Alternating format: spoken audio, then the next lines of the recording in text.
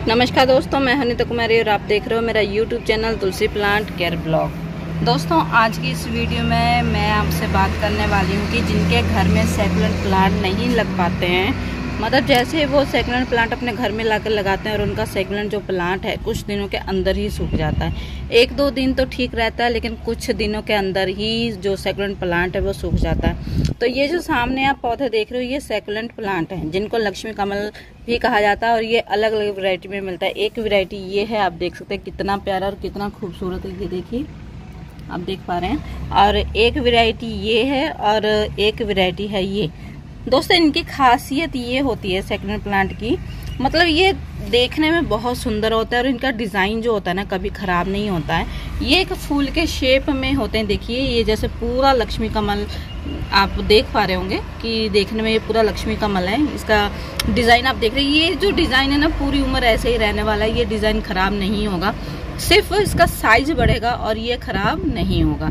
ये देखिए एक ये लक्ष्मी कमल है सैकुलेंट प्लांट, और इनकी खूबसूरती को आप देख सकते हो कि कितने प्यारे ये पौधे लगते हैं। इसीलिए दोस्तों इसको हम मतलब बाजार से लेकर आते हैं, नर्सरी से लेकर आते हैं, और इनका जो रेट है 100 रुपये से लेकर 300 रुपये तक के ये जो प्लांट है बिकते हैं। लोग बड़े शौक से अपने घर में लेकर आते हैं, लेकिन जैसे वो अपने घर में लाकर इसे लगाते हैं तो क्या होता है कि ये जो पौधे हैं ना कुछ समय के बाद सूख जाते हैं। तो दोस्तों आपको 4 से 5 कारण बताने वाली हूँ जिसकी वजह से ये सैकुलेंट प्लांट सूख जाते हैं। इन कारणों को आप जरा ध्यान में रख के फिर उसके बाद आप इन प्लांट्स को अपने घर पे लगाइए। दोस्तों, नर्सरी से लाने के बाद तुरंत आपको इसकी रिपोर्टिंग नहीं करनी है।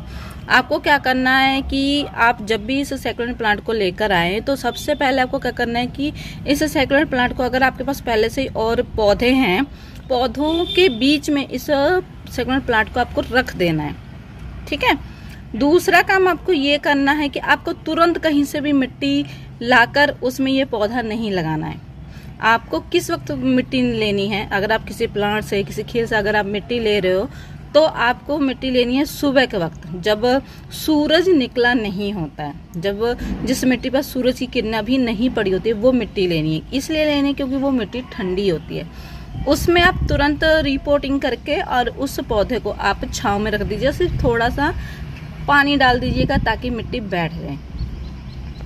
दोपहर में कभी भी मिट्टी निकालकर उसमें पौधा मत लगाइएगा, क्योंकि जब हम दोपहर में किसी जगह से मिट्टी को निकालते हैं तो धूप की वजह से वो जो मिट्टी है ना गर्म हो जाती है, और उसी में आप पौधे को लगा दोगे तो पौधा सूख जाता है, क्योंकि उसको भी गर्म सर्द की शिकायत हो जाती है, क्योंकि मिट्टी गर्म होगी और पौधे का जो टेम्परेचर होता है वो ठंडा होता है। तो ये जब आपस में टकराते हैं ना तो पौधे को एक कह लीजिए एक तरीके का साइड इफेक्ट हो जाता है और पौधा जो है सूख जाता है।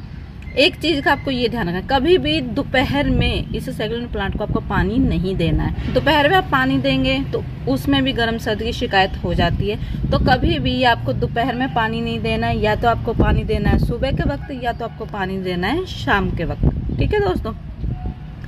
एक चीज का आपको ध्यान रखना कि लंबे समय तक इस पौधे को बिना पानी के भी आपको नहीं रखना है। बहुत लोग हैं कि 2-2 दिन 3-3 दिन इसमें पानी नहीं डालते हैं, ऐसा नहीं करना है। पानी थोड़ा थोड़ा डालना है, लेकिन डालना जरूर है।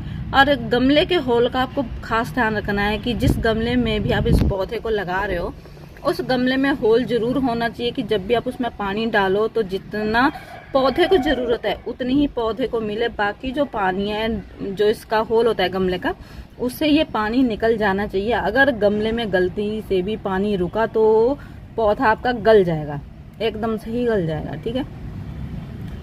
पौधे के गलने के 2-3 कारण होते हैं। पहला, अगर गमले में पानी रुक रहा है। दूसरा, अगर आप ओवर वाटरिंग कर रहे हो, मतलब बहुत ज़्यादा उसमें पानी दे रहे हो, कभी दोपहर में दे देते हो, कभी शाम में दे देते हो, मतलब कोई टाइम टेबल नहीं, आपकी मिट्टी हमेशा गीली रहती है गमले की, तब भी आपका जो लक्ष्मी कमल है वो सूख जाएगा। तो इन बातों का आपको खास तौर पर ध्यान रखना है। एक चीज़ और आपको बता दूँ, कभी भी इसमें जो ये घर से निकले हुए फर्टिलाइज़र हैं, जैसा कि मैंने अपने चैनल पर बताए हुए हैं, एक बार देख लीजिएगा। इन फर्टिलाइज़र को आपको इस सैकुलेंट प्लांट में नहीं देना है। आप इसमें वर्मी कंपोस्ट दे सकते हो, काउडन कंपोस्ट दे सकते हो, ठीक है। इसमें आप किचन कंपोस्ट दे सकते हैं, नीम की खली थोड़ी सी दे सकते हो। इसके अलावा आपको कोई भी खाद इसमें नहीं देनी है। अगर आप देंगे तो आपकी जो ये लक्ष्मी कमल का पौधा है सूख जाएगा।